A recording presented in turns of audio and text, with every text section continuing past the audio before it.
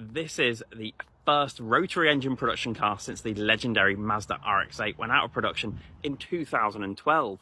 But this is quite a different animal. Instead of being a performance car, this is a range extended electric vehicle.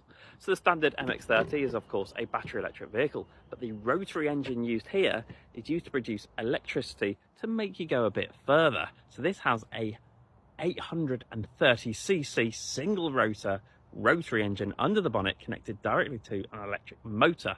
The engine never drives the wheels directly, but does produce electricity to charge the battery, but also power the motor to give you a bit more performance.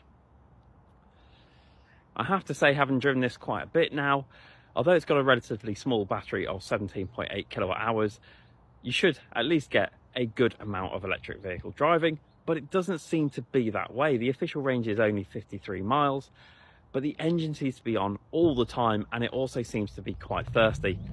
Additionally, it doesn't have quite the engine note of the RX-8 or the RX-7. Instead of that lovely sort of whine, you get a little buzzy thrum under the bonnet, which is more of a nuisance rather than a benefit.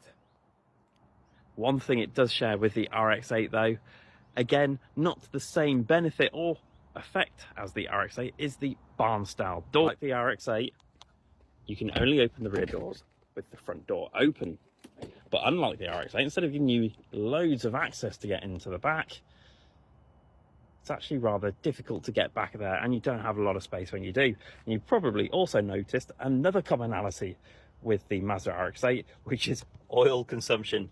In today's world of Euro 6 emissions, I'm highly surprised to find that this car needed an oil top-up of about 1.5 litres within its first 3,000 miles.